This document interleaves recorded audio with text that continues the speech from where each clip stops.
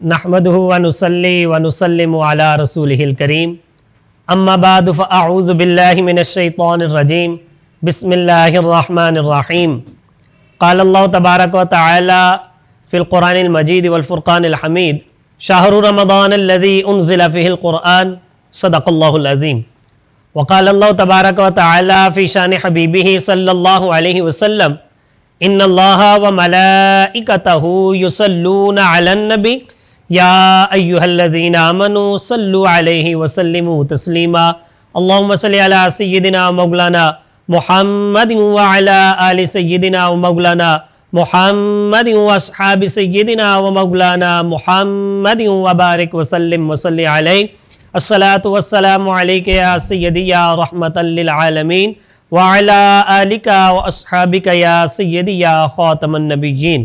السلام علیکم ورحمۃ اللہ وبرکاتہ۔ ناظرین، میں ہوں آپ کا میزبان محمد سلیمان شفیق یوسفی اور آپ دیکھ رہے ہیں نگینہ ٹی وی۔ حضرت سلمان فارسی رضی اللہ تعالیٰ عنہ سے روایت ہے، فرماتے ہیں خطبنا رسول اللہ صلی اللہ علیہ وسلم فی آخر یوم من شعبان، کہ نبی علیہ السلام نے ہمیں شعبان المعظم کے آخری دن خطبہ ارشاد فرمایا۔ سبحان اللہ، کیا خوبصورت منظر ہوگا کہ جب امام الانبیاء علیہ السلام ارشاد فرما رہے ہیں اور صحابہ کرام سن رہے ہیں۔ سبحان اللہ۔ نبی پاک علیہ السلام نے ارشاد فرمایا یا ایھا الناس، اے لوگو، قد اظلکم شہر عظیم، تم پر ایک عظیم مہینہ سایہ فگن ہونے والا ہے۔ شہر مبارک، یہ بڑی برکتوں والا مہینہ ہے۔ فیہ لیلۃ خیر من الف شہر، اس میں ایک رات ایسی ہے جو 1000 مہینے سے افضل اور بہتر ہے۔ جعل اللہ صیامہ فریضۃ، اللہ تبارک و تعالی نے اس ماہ مبارک کے روزے تم پر فرض کیے ہیں۔ جی ہاں، وہ ماہ مبارک، وہ شہر عظیم کہ جس کی ایک رات 1000 مہینے سے افضل ہے، رمضان المبارک کا بابرکت اور باعظمت مہینہ ہے کہ جس کی آمد ہے اور جس کے استقبال کے لیے آج ہم نے یہ پروگرام کا انعقاد کیا ہے، اور اس کا استقبال کس طرح کرنا چاہیے اور اس ماہ مبارک کے لیے کیا اہتمام کرنا چاہیے، آج ہمارے اسٹوڈیو میں موجود ہیں مفتی اسلام، مذہبی اسکالر، حضرت علامہ مولانا صاحبزادہ مفتی خلیل احمد یوسفی صاحب۔ جی مفتی صاحب، بہت شکریہ، آج آپ ہمارے پروگرام میں تشریف لائے۔ بسم اللہ والصلاۃ والسلام علی رسول اللہ۔ قبلہ علامہ صاحب، آج ہم نگینہ ٹی وی کے تعاون سے نگینہ سوشل ویلفیئر سوسائٹی کے اسٹوڈیو میں استقبال رمضان کا پروگرام کرنے کے لیے یہاں حاضر ہیں۔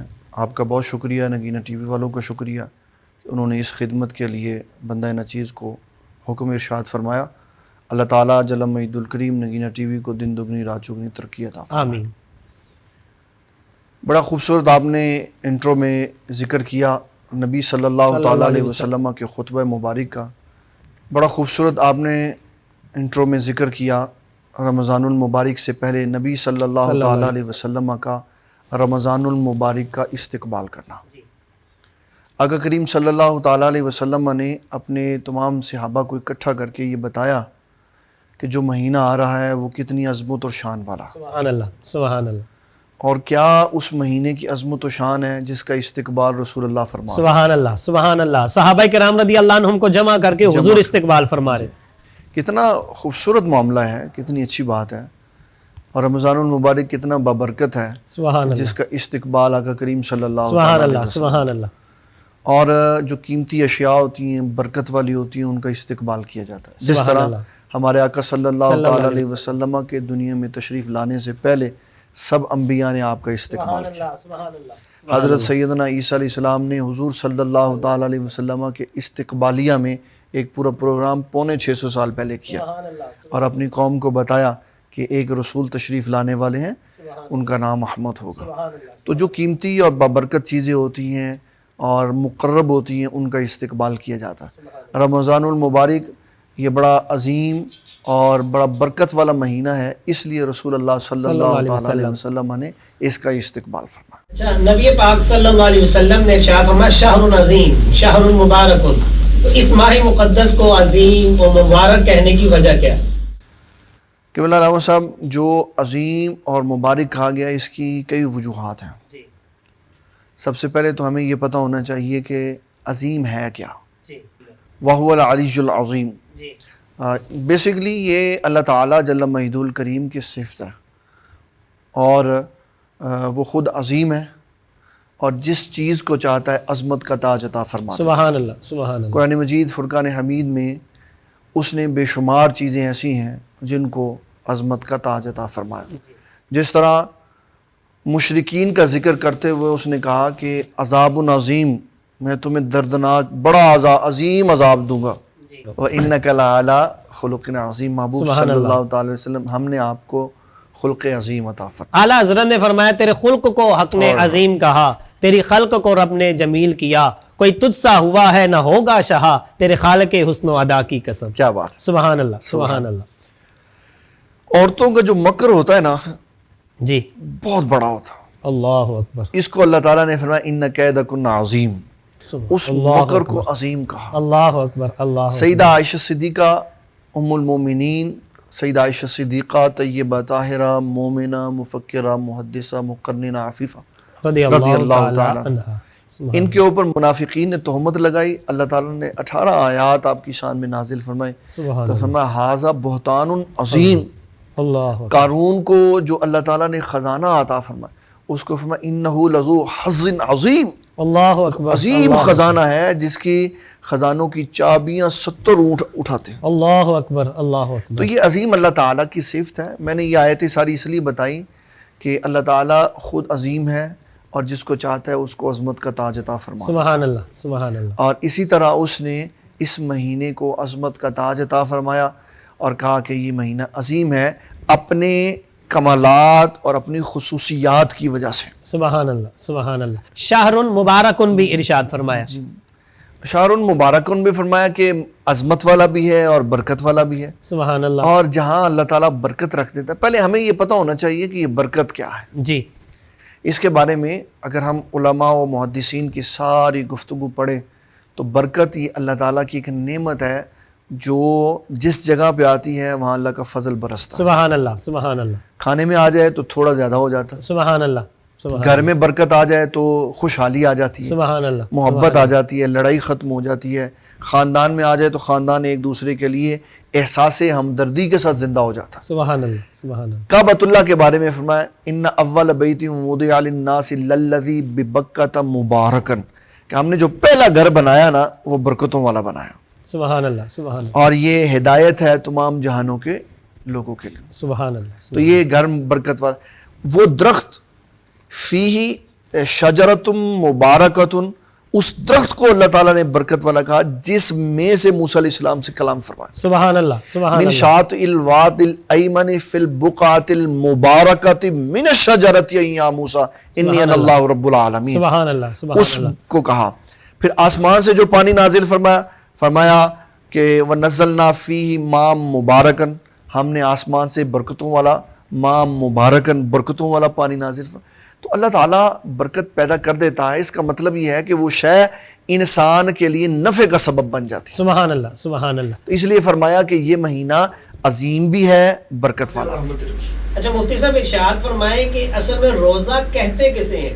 ایک روزے کا لغوی معنی ہوتا ہے، ایک روزے کا اصطلاحی معنی ہوتا ہے. جی ویسے اپنے آپ کو کسی شے سے روک لینا یہ روزہ کہلاتا.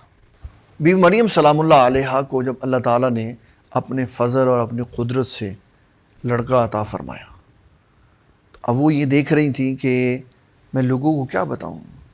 اس کے لیے انہوں نے یہ ارادہ کیا فقولی انی نذرت للرحمن صوما، کہ میں نے آج اپنے رب کے لیے خاموش رہنا ہے. اللہ اکبر. اصل میں بنیادی طور پر روزے کا مطلب ہوتا ہے جدا ہونا، چھوڑ دینا کسی شے کو، رکنا. جی. یہ روزے کا بنیادی معنی ہے. جی. اور اصطلاح شرع میں جب ہم روزے کی بات کرتے ہیں فقہی یا شرعی اصطلاح میں، تو روزہ یہ ہوتا ہے کہ صبح صادق سے لے کر غروب آفتاب تک کھانے پینے اور قربت کے معاملات سے اپنے آپ کو روکنا، یہ روزہ کہلاتا ہے.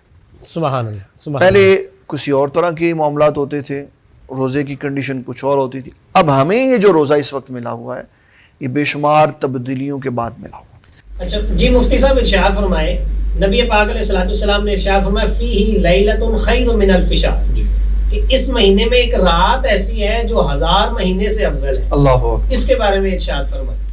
اصل میں یہ اللہ تعالیٰ کی طرف سے نعمت ہے. اس کے لیے میں بخاری کی ایک روایت سنانے کے بعد پھر میں اس طرف آتا ہوں. بخاری شریف میں 557 2268 2269 نمبر یہ حدیث ہے. جی. رسول اللہ صلی اللہ تعالیٰ علیہ وسلم نے، اور میں پوری حدیث نہیں سناؤں گا، میں صرف وہ حصہ سنانے لگا ہوں جو ہمارے اس معاملے سے. جی. رسول اللہ صلی اللہ تعالیٰ علیہ وسلم نے فرمایا اللہ تعالیٰ نے ہمیں دنیا میں وقت دیا عصر سے مغرب تک، اور ہمیں کتاب دی، اور جو احکامات دیے وہ ہم نے پورے کیے. تو اللہ تعالیٰ نے یہودیوں اور نصارہ کے مقابلے میں کہ انہوں نے اپنی کتابوں کے احکامات پورے نہیں کیے، ان کو ان کی نیکیوں کا ثواب 1 قرات دیا، اور ہمیں تھوڑے وقت میں اللہ تعالیٰ نے 2 قرات ثواب دیا. کہ ہماری زندگیاں تھوڑی، پہلے 1000 سال تو کم از کم لوگوں کی زندگیاں ہوتی تھی. جی. اور میں نے پڑھا علامہ جلال الدین سیوطی رحمۃ اللہ علیہ کی تفسیر در منصور میں، ایک خاتون ان کے پاس آئی اور کہنے لگی دعا کریں میرے بچے چھوٹے چھوٹے فوت ہو جاتے. حضرت سیدنا نوح علیہ السلام نے پوچھا بی بی کتنے بچے فوت ہو جاتے ہیں، کتنی عمر والے؟ کہا جی کوئی 500 سال کا، کوئی 600 سال کا. دعا کریں کہ اللہ لمبی زندگیوں والے.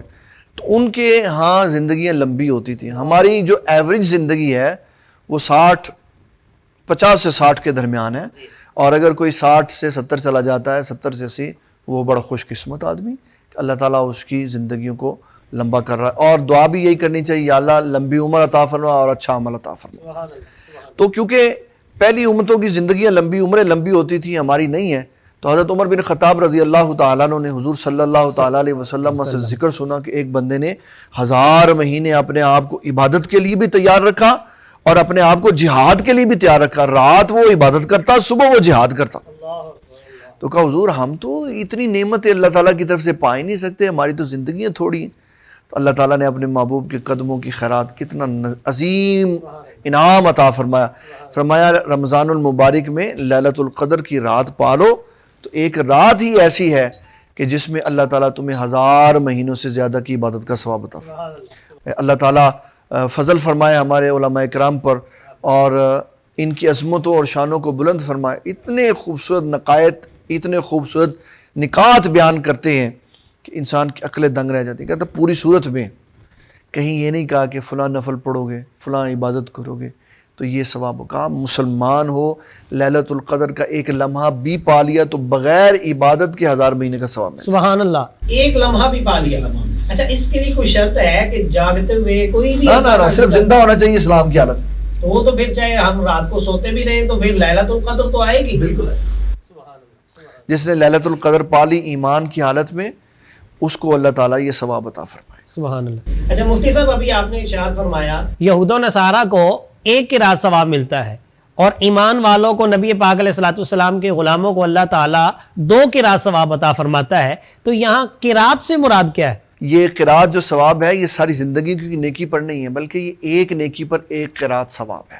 لفظ قرات سے کیا مراد ہے؟ لفظ قرات سے مراد، اگر ہم کتب حدیث پڑھیں اور محدثین کی گفتگو پڑھیں اور سنیں تو پتہ چلتا ہے کہ جب رسول اللہ صلی اللہ تعالیٰ علیہ وسلم نے فرمایا نا کہ فوت شدہ آدمی کی نماز جنازہ جب پڑھی جاتی ہے تو اللہ 1 قرات سونا تقسیم کرنے کے برابر ثواب عطا فرماتا ہے. سبحان تو اس حدیث میں وضاحت ہے کہ 1 قرات ہے 1 احد پہاڑ کے برابر سونا تقسیم کرنا. سبحان اللہ. 1 قرات ہے، یعنی 1 قرات احد پہاڑ کے برابر ہے. احد پہاڑ کو 1 قرات. یہ ایسے ہی ہے جیسے ہمارے ہاں مارکیٹوں میں لوگ کام کرتے ہیں نا، تو کہا جاتے ہیں کہ اب وہ یہ نہیں کہہ سکتے جناب یہ ایک بنڈل جو ہے ساز و سامان کا 1 لاکھ روپے کا، انہوں نے ٹرمز رکھی ہوتی ہے کہ 1 گٹھا 1 روپے کا، 1 روپے سے 1 لاکھ مراد ہوتا.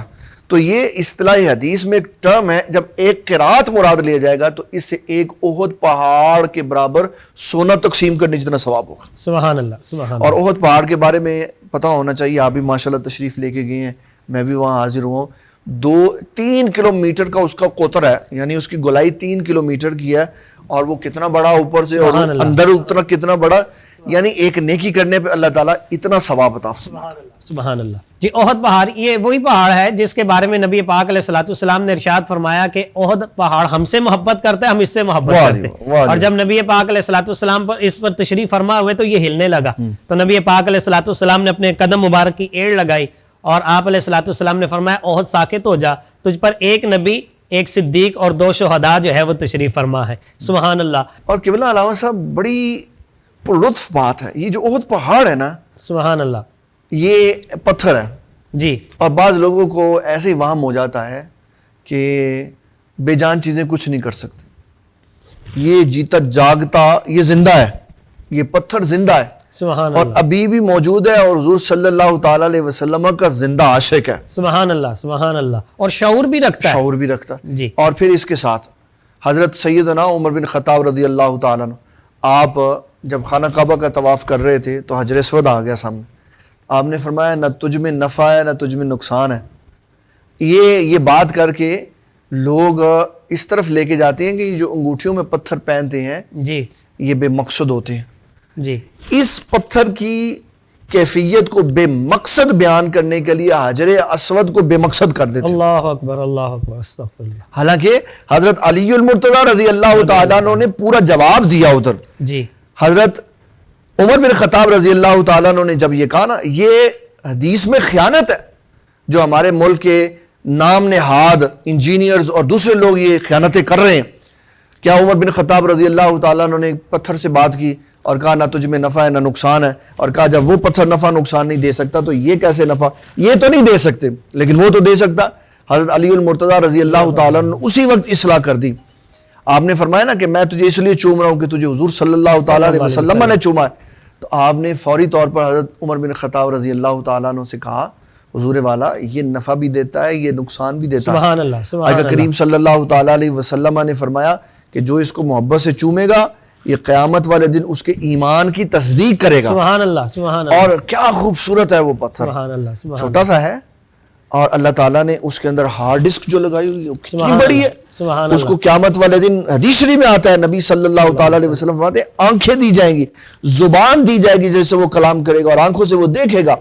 پہلے اس نے سارا ڈیٹا سٹور کیا ہوگا جو اس کے سامنے سے۔ اور میں اس میں ایک اور بھی آپ کو بات سنا دیتا ہوں۔ جی، جی، جب ہم گروسری کے لیے بڑے بڑے یوٹیلیٹی سٹورز پر جاتے ہیں تو سامان خرید کے ہم آ جاتے ہیں کاؤنٹر پہ، وہ ایک ایک چیز پکڑ کے کرتا ہے کہ جناب اس کو سکین کرے، اور وہ بار کوڈ جو لکھا ہوتا ہے اس کی میموری میں سٹور ہوتا ہے تو وہ اس کی قیمت نکال کے دیتا۔ اگر 2 چیزیں اکٹھی کر دیں تو وہ نہیں دیتا، وہ کہتا ہے کہ نہیں میں اس کو سکین نہیں کر پایا، ایک ایک کر کے لاؤ، اور کبھی ایک کو بھی وہ مشکل سے کرتا، جی، بار بار اس کو بار بار سکین کرنا پڑتا ہے، جی، ٹھیک ہے۔ اب یہ ٹیکنالوجی جدید ہے، وہ قدیم ہے، وہ اللہ کی ٹیکنالوجی ہے، سبحان اللہ، اور اس نے زمین و آسمان کو جب تخلیق فرمایا تو ساتھ اس پتھر کو جنت سے بھیج دیا، وہ جنتی پتھر ہے، سبحان اللہ، اس کے اندر ایسے سینسر لگائے ہوئے ہیں کہ ایک لمحے میں 1 سیکنڈ کے اندر اس کے آگے سے 10 20 100 1000 10,000 لاکھ بندہ بھی گزرے تو ساروں کے دلوں کے اندر موجود ایمان کو سکین کر لیتا، سبحان اللہ، سبحان اللہ، یعنی اندر کی کیفیت بھی معلوم کر اندر لیتا کی ہے، کیفیت بھی معلوم ہے۔ سبحان اللہ، اور میں آپ کو ایک اور بھی اس میں بات سنا، سبحان اللہ، سبحان اللہ، بات سے بات چل پڑتی ہے تو میں ایک بات سناتا ہوں۔ نور الابصار میں علامہ نے لکھا کہ رسول اللہ صلی اللہ تعالیٰ علیہ وسلم فرماتے ہیں جب میں قیامت والے دن حوض کوثر پہ کھڑا ہوں گا تو میرے ساتھ حوض کوثر کے ہر کنارے پہ ابوبکر صدیق، عمر بن خطاب، عثمان غنی اور علی المرتضیٰ ہوں۔ جب کوئی پانی پینے آئے گا تو ابوبکر صدیق اس کو پانی نہیں پلائیں گے، اللہ اکبر، وہ کہیں گے کہ تو عمر بن خطاب سے پیار نہیں کرتا۔ اللہ اکبر، اب ان کو کیسے پتہ چلا؟ اللہ ہو اکبر، سکتا ہے وہ بندہ ان کی وفات کے 1000 سال بعد آیا ہو، اللہ اس کا مطلب ہے ان کو اللہ میدان معاشر میں وہ آنکھیں عطا فرمائے گا جو اس کے دل کا ایمان سکین کریں گی۔ سبحان اللہ، اس وہ کو بصیرت، وہ بصیرت ہے۔ سبحان اللہ، اتقوا فراست المومن فإنہ ینظر بنور اللہ۔ سبحان اللہ، سبحان اللہ، اب تو یہاں ہر بات کے اوپر فتویٰ لگ جاتا ہے بابا جی۔ ایسے امام اعظم ابو حنیفہ رضی اللہ تعالیٰ عنہ نے کہا کہ میں ایک جگہ کھڑا تھا تو ایک بندہ حمام میں غسل کر رہا تھا، اس کے پانی کے قطرات میں اس کی گناہ کے اثرات نظر آ رہے تھے۔ اللہ اکبر، اللہ اکبر، اس کو بلایا، اس کو کہا یہ تو نے یہ کیا؟ اللہ اکبر، کہنے لگا جی آپ کو کیسے پتہ چلا؟ آپ نے فرمایا تیرے پانی کے جو قطرات جا رہے تھے نا اس نے مجھے بتایا۔ اللہ مذاق اڑایا آپ ایسے امام اعظم ابو حنیفہ کا کہ اللہ تو پردے ڈالتا ہے اور ابو حنیفہ پردے اٹھا رہے۔ اللہ اکبر، بات یہ نہیں ہے کہ پردے اٹھا رہے ہیں یا پردے ڈالے جا رہے ہیں. بات یہ ہے کہ اللہ ایمان والوں کو ایسی نگاہ دے دیتا ہے کہ ان کو چلتے ہوئے جو جسم نہیں ہوتے پانی ہے اس کے اندر سے بھی گناہ کے قطرات جسموں کی صورت میں نظر آتے ہیں. اللہ اکبر. نہیں تو اس کے لیے حدیث موجود ہے. اللہ اکبر. حدیث پڑھی کوئی نہیں اور باتیں کی امام اعظم ابو حنیفہ کو, نہ اپنا قد کاٹ دیکھا نہ اپنی شرم و حیا دیکھی اور انسان کے عظیم ترین بزرگ کے اوپر تان کر دیا. حضرت عثمان غنی رضی اللہ تعالیٰ, اگر ابو حنیفہ رضی اللہ تعالیٰ کو یہ نہیں پتا تھا کہ اللہ پردے داری کرتا ہے تو عثمان غنی کو پتا تھا. عثمان غنی رضی اللہ تعالیٰ نے اپنی مجلس میں بیٹھے ہوئے ایک بندے کو کہا میری مجلس میں ایسے بندے بیٹھے ہوئے ہیں جو بیٹھے یہاں پہ ہیں لیکن ابھی بھی ان کی آنکھوں سے گناہ کے اثرات ٹپک رہے. اللہ اکبر. ان کو نہیں پتا تھا اللہ ستار ہے اور اللہ غفار ہے. اس کا مطلب ہے اللہ کی ستاری اور غفاری اپنی جگہ پہ ہے. اللہ کے بندے بھی ستار اور غفار ہوتے ہیں لیکن جو اللہ تعالیٰ نے ان کو فراست دی ہوتی ہے ایمان کی, وہ فراست نظر ایسی ہوتی ہے کہ اس کا اظہار وہ کبھی کبھی کر دیتے ہیں. سبحان اللہ. سبحان اللہ. اس کا مطلب یہ نہیں ہوتا کو بیان کرنے کے اس کا مطلب یہ نہیں ہوتا کہ وہ اللہ تعالیٰ کے اینٹی کھڑے ہو گئے. یہ بغض ہے امام اعظم ابو حنیفہ سے جی, اور یہ بغض بہت بڑے لعنتی ہیں جنہوں نے اپنے اندر یہ بغض ڈالا ہوا. اتنا اسلام کا بڑا آدمی جس کو امام الائمہ, کاشف الغمہ, سراج الامہ کہا جاتا. اور میں آپ کے اجتہاد کی بات بتاتا ہوں. سبحان اللہ. امام اعظم ابو حنیفہ کے بارے میں جب ہم کبھی پروگرام کریں گے تو پھر میں اس میں تفصیل بتاؤں گا. ویسے یہ بات چلتے چلتے آ گئی تو میں بتا رہا ہوں کہ مجد الافسانی شیخ احمد سرہندی رحمۃ اللہ نے لکھا عیسیٰ علیہ السلام جب دوبارہ آسمان سے زمین پہ آئیں گے تو ویسے اجتہاد کریں گے جیسے امام اعظم ابو حنیفہ کرتے تھے. سبحان اللہ. اب نبی اللہ وہ امتی, اللہ اکبر. اور پھر وضاحت کی, فرمایا تقلید نہیں کہ نبیوں کی شان نہیں ہوتی امتیوں کی تقلید کرے. وہ جتنا وسیع اجتہاد کرتے تھے ان کے اجتہاد میں وسعت نظر جتنی ہوتی تھی ویسا ہی اجتہاد حضرت عیسیٰ علیہ السلام بھی کیا. سبحان اللہ. سبحان اللہ. اس کا مطلب ہے کہ ہمارے ہاں خیانت یہ کی جاتی ہے کہ بات پوری نہیں بیان کی جاتی. جناب بات آتی نہیں پوری تو پوری کیسے بیان کریں. 4 کتابیں پڑھنے کے بعد بغیر استاد کے اپنی مرضی کے مفہوم اور معنی سنانے لگ گئے. عربی کی کتاب اوپر سے پڑھنی ہی آتی, مجد الافسانی کا مکتوب ہی اوپر سے دیکھ کے پڑھ لیا ہوتا. اللہ اکبر. فارسی تو آتی نہیں, عربی اوپر سے دیکھ کے پڑھنی آتی ہے. وہ مکتوب بھی نہیں پڑھا اور ترجمہ پڑھ کے کہا کہ جی یہ کہہ دیا گیا. اللہ اکبر. جب بات ہوتی ہے تو فرسٹ سورس استعمال ہوتا ہے, ترجمے استعمال نہیں ہوتے. کسی عبارت میں امام اعظم ابو حنیفہ پہ تان کرنے والا کسی عبارت میں کوئی مجد الافسانی کی فارسی کی عبارت پڑھ کے سنائے, پتہ لگ جائے گا کتنی فارسی آتی ہے. سبحان اللہ. سبحان اللہ. گندی نالی کے کیڑے ہیں یہ جو ایسی باتیں کرتے ہیں. اللہ اکبر. اللہ اکبر. جی مفتی صاحب, ہم حجر اسود کی بات کر رہے تھے کہ وہ نفع بھی دیتا ہے نقصان بھی دیتا ہے. حضرت علی المرتضیٰ رضی اللہ تعالیٰ عنہ نے آگے وضاحت بھی کر دی. اور یہ ہمیشہ سے اکثر یہ دیکھا گیا ہے کہ جن کے عقیدے کے برخلاف کوئی بات ہوتی ہے وہ آدھی بات سناتے ہیں, آدھی سناتے ہی نہیں ہے. جی آپ آگے مکمل فرمائیں ذرا. حضور صلی اللہ تعالیٰ علیہ وسلم نے فرمایا یہ نفع بھی دیتا ہے, یہ نقصان بھی دیتا ہے. اس کا نفع یہ ہے کہ یہ بندے کے بارے میں, اس کے ایمان کے بارے میں گواہی دے گا. سبحان اللہ. اور نقصان یہ ہے کہ بتائے گا اس نے مجھے عقیدت سے نہیں چوما, اس نے بغض کے ساتھ چوما. وہ پتھر نفع دیتا ہے, وہ پتھر نفع دیتا ہے. اور یہ جو نسبتیں ہوتی ہے نا چیزوں کی طرف, یہ بڑی اہمیت رکھتے ہیں. سبحان اللہ. سبحان اللہ. اس کو انشاءاللہ ہم پھر کبھی بیان کریں انشاءاللہ. انشاءاللہ. نبی پاک صلی اللہ علیہ وآلہ وسلم نے استقبال رمضان والی جو حدیث شریف ہے اس کے اندر آپ نے خطبے میں ارشاد فرمایا کہ جعل اللہ صیامہ فریضۃ, کہ اس مہینے کے روزے اللہ تعالیٰ نے فرض کیے ہیں اور اس کی راتوں کا قیام نفل ہے, تطوع ہے. تو یہاں تطوع سے کیا مراد ہے؟ اس میں 2 باتیں ہیں. جی, ایک تو فرمایا اس کے دنوں کے روزے کو فرض قرار دیا. رمضان المبارک کی فرضیت سے پہلے یوم عاشور کا روزہ فرض ہوتا تھا. ٹھیک ہے. پھر جب رمضان المبارک آیا تو اللہ تعالیٰ جل مجد الکریم کے پیارے حبیب کریم صلی اللہ تعالیٰ علیہ وسلم نے رمضان کے روزوں کو فرض کر دیا, باقی سب کی فرضیت کو موقوف کر دیا. یعنی 10 محرم الحرام کا روزہ جو ہے اس کی فرضیت کو ختم فرما دیا. اور صرف یہی بات نہیں بلکہ یہ بھی ساتھ یاد رکھنا ہے کہ مسلمان صرف 10 کا روزہ نہیں رکھتے تھے, 9ویں اور 10ویں کا رکھتے تھے تاکہ حضرت موسیٰ علیہ السلام سے اظہار محبت بھی ہو جائے اور یہود کے طریقے سے جدا طریقہ کار بھی ہو جائے, یعنی مخالفت بھی ہو جائے ان سے. جی. اور جو فرمایا کہ وقیام اللیل تطوع, تو اس کا مطلب یہ ہے کہ تطوع کہتے ہیں زائد عبادت کو. جو اس سے ہمارے علماء و محدثین نے جو معنی نکالا وہ یہ کہ رمضان کی راتوں میں جو عبادت ہوتی ہے وہ غیر رمضان میں نہیں ہوتی, 11 مہینوں میں نہیں ہوتی, صرف اس مہینے میں ہوتی. ٹھیک ہے. جی مفتی صاحب, ہم نے دیکھا گیا ہے کہ رمضان المبارک میں مسلمان اہل ایمان اپنے عزیز و اقارب غربا اور مساکین کی افطاری کرواتے ہیں تو آیا اس افطاری پر کوئی اجر و ثواب آخرت کے لیے بھی ہے اور دنیا میں بھی کوئی فائدہ ہے کہ نہیں؟ اس کے بارے میں ارشاد فرمائیں۔ بڑا اچھا آپ نے سوال کیا قبلہ علامہ صاحب۔ حضور صلی اللہ تعالیٰ علیہ وسلم نے ارشاد فرمایا کہ جب کوئی کسی کا روزہ افطار کروائے گا اللہ تعالیٰ جل مجید الکریم اس کو 3 نعمتیں عطا فرمائے گا۔ سبحان اللہ، سبحان اللہ، اس کے پچھلے سارے گناہ معاف کر دے گا۔ سبحان اللہ، سبحان اللہ۔ اور جہاں پر بھی یہ بات ہوتی ہے نا کہ پچھلے سارے گناہ معاف، تو یہ گناہ صغیرہ مراد ہوتی ہے۔ ٹھیک ہے۔ دوسرے نمبر پر فرمایا کہ اللہ تعالیٰ جل مجید الکریم اس کی گردن کو دوزخ کی آگ سے آزاد فرما دے۔ سبحان اللہ، سبحان اللہ۔ اور تیسرے نمبر پر فرمایا کہ جتنا ثواب روزہ رکھنے والے کو اللہ عطا فرمائے گا اتنا ہی ثواب افطاری کروانے والے کو بھی عطا۔ جی سبحان اللہ۔ جی مفتی صاحب آپ نے یہاں ارشاد فرمایا کہ جہاں بھی یہ کہا جاتا ہے کہ پچھلے سارے گناہ معاف ہو جاتے ہیں تو اس سے مراد صغیرہ گناہ ہے، تو پھر کبیرہ گناہ کیسے معاف ہوتے ہیں؟ کبیرہ گناہ اگر ان کا تعلق حقوق العباد سے ہے تو ادا کرنے سے ہوتے ہیں، جی اگر حقوق اللہ میں فرائض کے ساتھ ہے تو فرائض کی ادائیگی کے ساتھ ہوتے ہیں، اور اگر فرائض کے درجے سے کم ہے تو توبہ و استغفار سے ختم ہوتے ہیں۔ ٹھیک ہے جی۔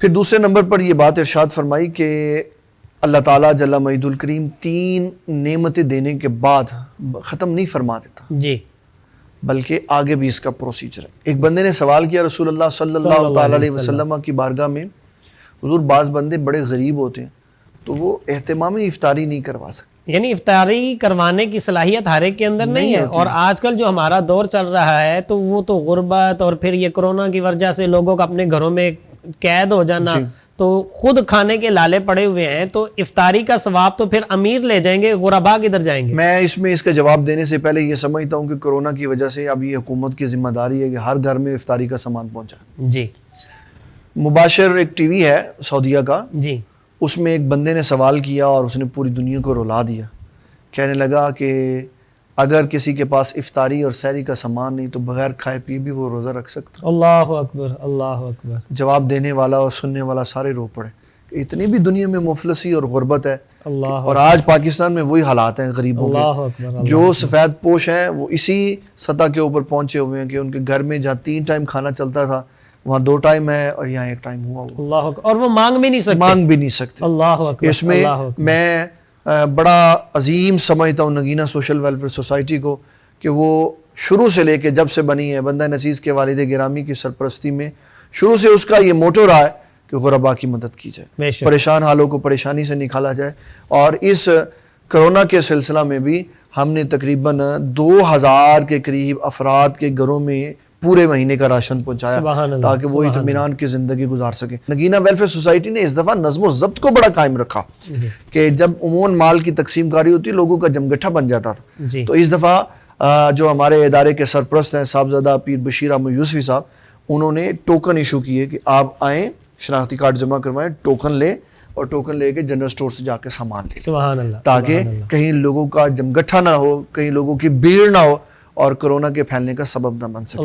اور غریبوں کی مدد کرنا یہ اللہ کو بڑا پسند ہے۔ رسول اللہ صلی اللہ تعالیٰ علیہ وسلم فرماتے ہیں اللہ ایک بندے سے سوال کرے گا قیامت والے دن میں پیاسا تھا تو نے پانی نہیں پلا، اللہ اکبر، اللہ، وہ کہے گا انت رب العالمین، یا اللہ تو رب العالمین، تو پیاسا ہوتا ہی، تو خود پانی پلاتا۔ تو فرمایا تیرا ہمسایہ پیاسا تھا تو اس کو پانی پلا دیتا، اس کو کھانا کھلا دیتا تو میری رضا پا لیتا۔ تو کھانا کھلانا، غریبوں کی مدد کرنا، یہ نگینہ سوشل ویلفیئر سوسائٹی کا ترہ امتیاز ہے۔ اللہ تعالیٰ اس کو تا زندگی شاد و آباد رکھے۔ تو رسول اللہ صلی اللہ تعالیٰ علیہ وسلم نے فرمایا کہ اس صحابی کا سوال سنا کہ جو کھانا نہیں کھلا سکتا وہ کیا کرے؟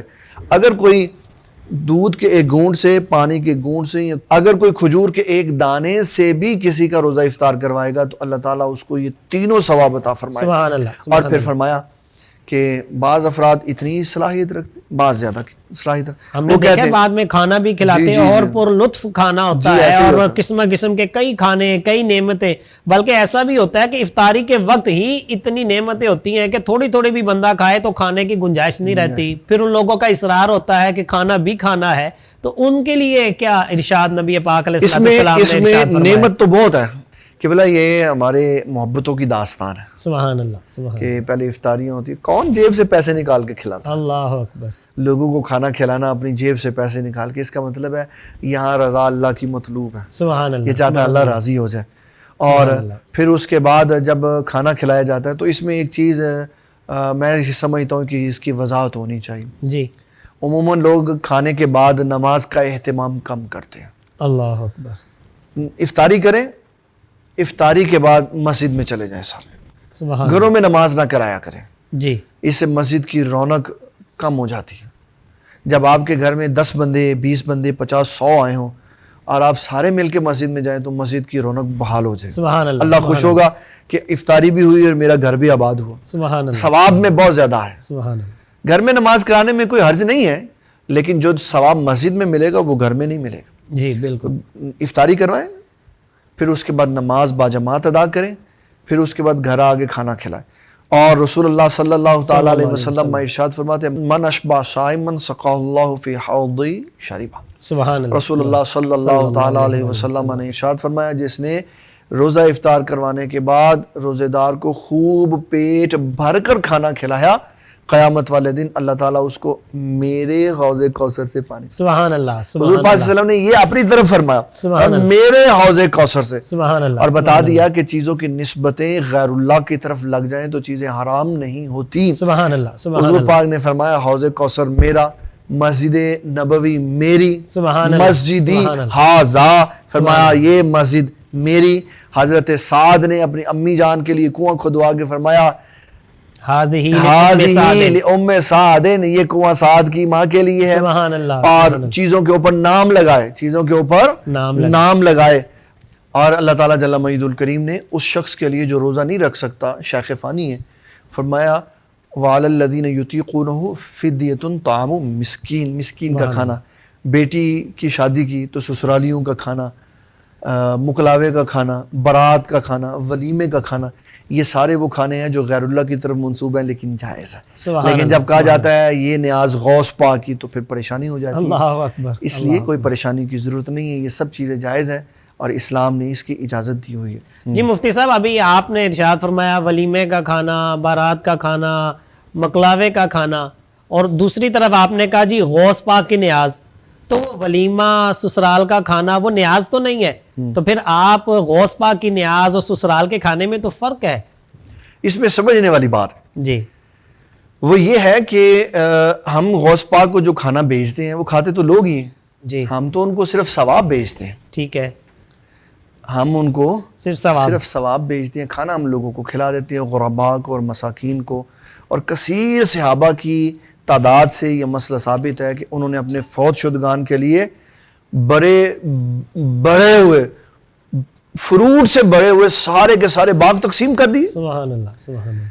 اور اپنے باپ کے لیے کتنی انہوں نے نعمتیں تقسیم کی.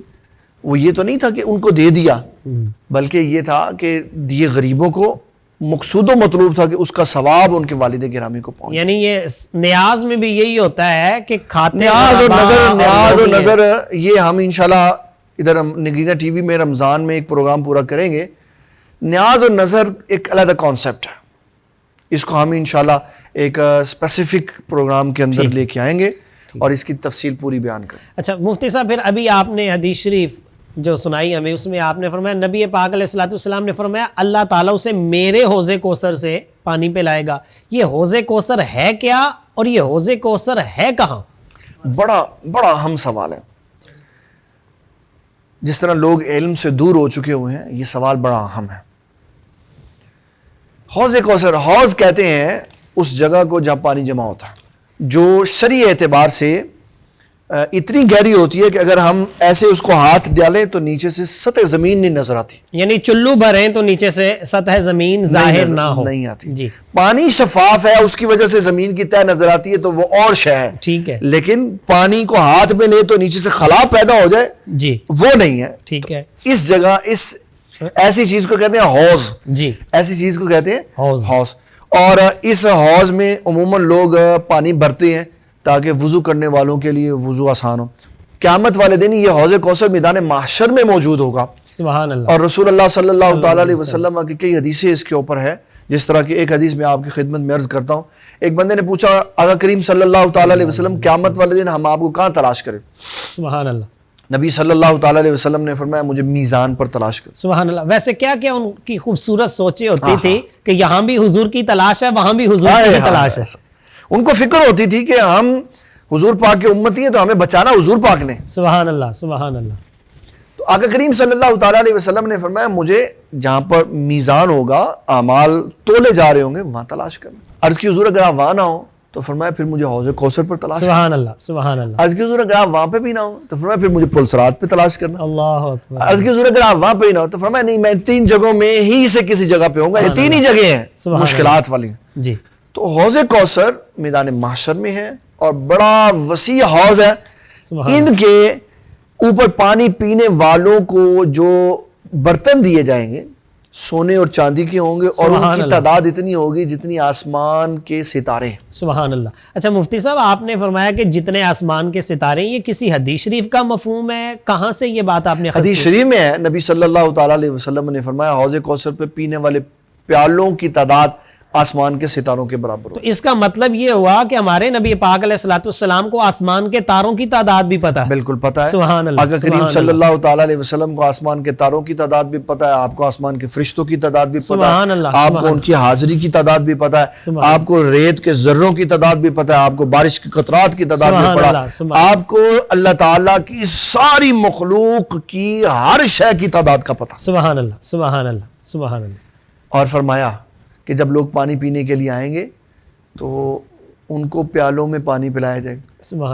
کئی خوش نصیب ایسے ہوں گے جب پانی پینے آئیں گے تو حضور فرمائیں گے آؤ میں پانی پلاتا ہوں. سبحان اللہ سبحان اللہ. تو کئیوں کو حضور پیالے کے ساتھ پانی پلائیں گے اور کئیوں کو اپنے دست شفقت کے ساتھ پانی. سبحان اللہ سبحان اللہ. اور یہ ان کو پلائیں گے جو دنیا میں دین اسلام کی تبلیغ کرتے. سبحان اللہ. یعنی اپنے مقدس نورانی ہاتھوں سے ان لوگوں کو پانی حضور پلائیں گے جو دنیا میں حضور علیہ الصلوۃ والسلام کے دین کا کام کرتے ہیں. اور پھر بڑا خوبصورت جملہ بھی ارشاد فرمایا جس کو اللہ تعالیٰ قیامت والے دن حوض کوثر سے, میرے حوض کوثر سے ایک بار پانی پلا دے گا, جنت میں داخل ہونے تک دوبارہ اس کو پیاس ہی نہیں. سبحان اللہ سبحان اللہ. اب گرمی کی شدت میں دیکھ لینا کہ ایک پانی کا گلاس بھی, ایک روح افزا کا, سکنجوی کا, جس کا مرضی گلاس بھی, آدھے گھنٹے کے بعد پھر پیاس لگ جاتی ہے. اچھا پیٹ بڑھ جاتا ہے لیکن پیاس ختم نہیں ہوتی ہے. اس حوض کوثر سے پانی پینے کا یہ فائدہ ہوگا کہ جنت میں داخل ہونے تک, یعنی 50,000 سال کے آدھے دن میں جو انتظار میں گزر چکا ہے اس کو نکالنے کے بعد حساب و کتاب کے شروع ہونے سے لے کر آخری دن کے ختم ہونے تک 25,000 سال تک اس کو پیاس ہی نہیں لگی. سبحان اللہ سبحان اللہ. حالانکہ سورج انتہائی قریب ہوگا, گرمی کی شدت ہوگی, زمین جو ہے وہ تپ رہی ہوگی, لیکن حوض کوثر کا ایک گھونٹ پینے والے کو اللہ تعالیٰ پیاس سے محفوظ فرما دے. اس سے ایک اور بھی بڑا خوبصورت عقیدہ نکلتا ہے. سبحان اللہ. کہ رسول اللہ صلی اللہ تعالیٰ علیہ وسلم کے یہ جملے ارشاد فرمائے کہ جو حوض کوثر سے پانی پیے گا وہ جنت میں ضرور جائے گا. سبحان اللہ سبحان اللہ. فرمایا کہ جنت میں داخل ہونے تک اس کو پیاس نہیں لگے گی. اس کا مطلب وہ یقینی طور پر جنت میں جائے گا. سبحان اللہ سبحان اللہ. اللہ تعالیٰ اس ماہ مقدس کے اس عظیم گھڑیوں کے صدقے ہمیں بھی وہاں کے جام عطا فرمائے. بہت شکریہ مفتی صاحب, آپ ہمارے پروگرام میں تشریف لائے, بڑا مزہ آیا آپ کے ساتھ گفتگو کرنے کا. جی ناظرین, آپ نے سماعت فرمایا کہ مفتی صاحب نے کتنی خوبصورت گفتگو فرمائی اور نبی پاک علیہ الصلوۃ والسلام کے عظیم ارشادات کے ذریعے ہمیں یہ بات بتائی ہے کہ ہم نے رمضان المبارک کی برکتیں اور اس کی عظمتیں کس طرح حاصل کرنی ہے. اللہ تعالیٰ سے دعا ہے کہ اللہ تعالیٰ ہمیں اس ماہ مبارک کی تمام برکتیں اور عظمتیں نصیب فرمائے. اور مفتی صاحب انشاءاللہ العزیز یہ رمضان المبارک ہمارے ساتھ ہی گزاریں گے اور بندہ ناچیز بھی آپ کی خدمت میں حاضر رہے گا. اب اپنے میزبان محمد سلیمان شفیق یوسفی اور نگینہ ٹی وی کی پوری ٹیم کو اجازت دیجیے. اپنا خیال رکھیے گا. السلام علیکم ورحمۃ اللہ وبرکاتہ.